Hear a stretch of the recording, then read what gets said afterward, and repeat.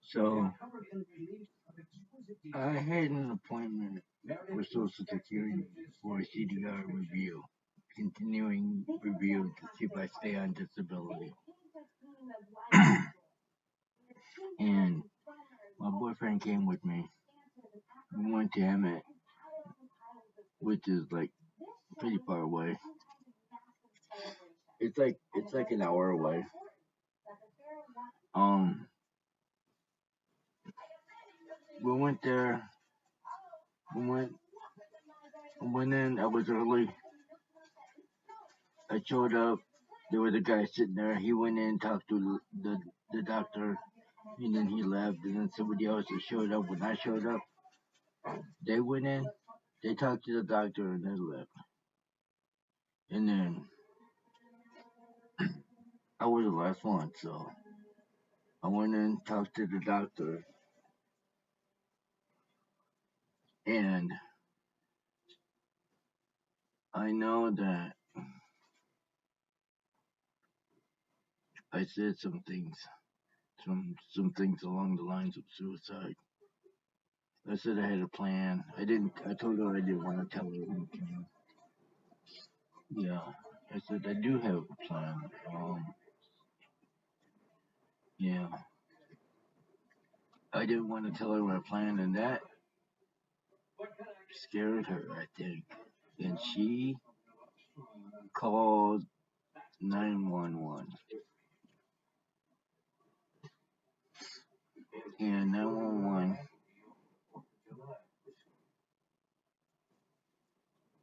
sent two police officers in the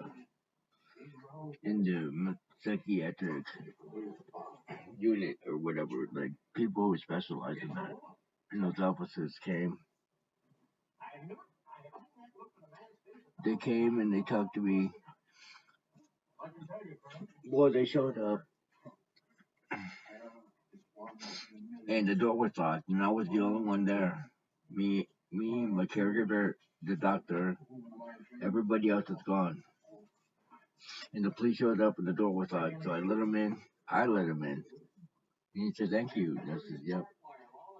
And then the doctor came out, and she was standing there where the patients go back to the talk to her office. She's standing there, and then the officers follow her. She says, "Hey," she says, "I call her." The officers followed her, and then I walked behind the officers and followed them. And then my caregiver probably followed me. And the officer looked back at me, and he says, "You're coming too?" Like a question. I said yes, because I knew what they were for. I know why did she call them. She called them because she told me she wanted me to talk to someone. So yeah, I I talked to them. They said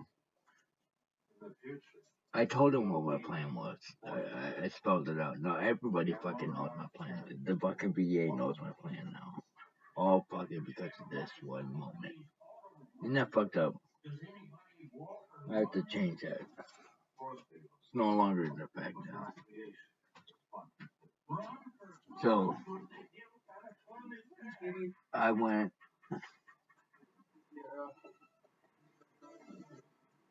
in there and the police officer said, "Well, you don't meet our requirements to be for us to take you, but doctor, you are a doctor of psychology, so you can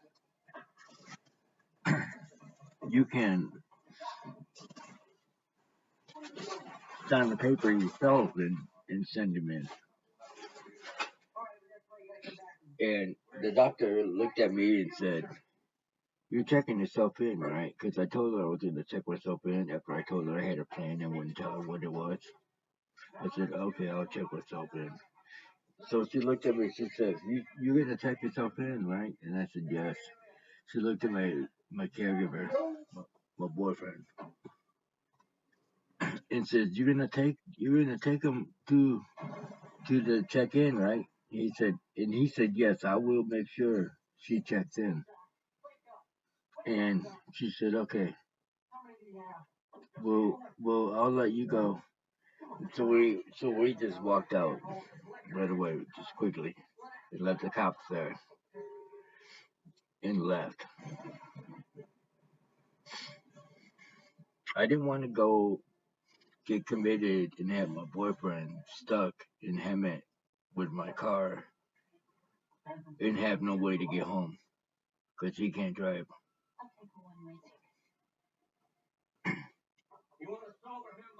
I don't want my car getting impounded in Hemet.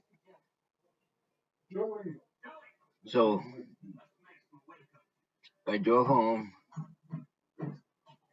Then I sat around for an hour, knowing that I was going, and I was just waiting for lunchtime.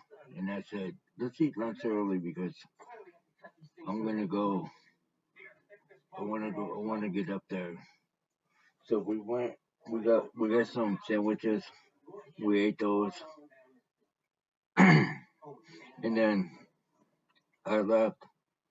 Drove up there to the VA hospital, and then my jaw, right here on this side, my my right side started hurting at the joint, like really hard. I can feel it right now if I push on it. It feels the same way. Yeah. My jaw was hurting real bad. I was getting cramps like it was nothing. You know, like like they weren't supposed to fucking matter. So I got these cramps, and I'm thinking, I'm going up there, and I'm thinking, okay, I got cramps in my jaw. That's my opening line when I get there.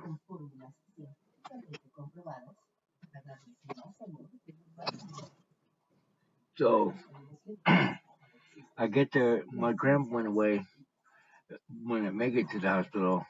I park my car, I walk in, and I go to the check-in counter, and she says yes. I says hi. I wanted to come in. I didn't want to call the hotline. And she looked at me and she said, "You want the hotline number?" I was like, "No, I know the hotline number, but I just didn't want to call it." And she says, "Okay, next window over." So I go over there, and I'm waiting, and I'm thinking, all right, if they don't come out, I'm leaving. And I'm waiting, and I'm waiting. And this guy comes out, and he's got a wristband already made for me. And he brings me back right away, automatically. And then takes me to the psych eval area in the emergency room. It had the same beds that the mental ward had. Um, I'm sitting there, and I'm thinking, okay, I'm gonna tell them that this doctor was gonna commit me, but I chose to volunteer instead. So they started questioning me whether or not I'm suicidal, but I didn't tell them that I was. And then eventually they figure out what my plan is. This doctor was walking around talking about, "I want to see your drug test. I want to know what it says. I think you're lying." And I'm thinking, this idiot. Oh no, man. So my drug test comes and they explain. He says that. I says, all right, screw that. I'm giving this guy my urine right now. So I go up there to the desk and says, "Yo, want a piece? I don't care. I'll make it come out." He came out so they could test it and see that I'm clean.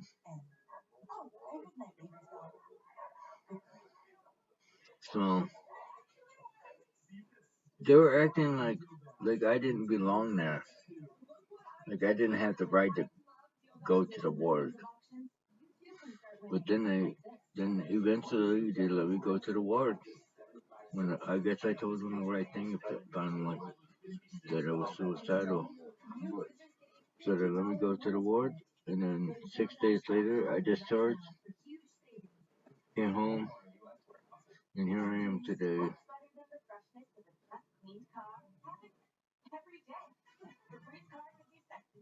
What do you think?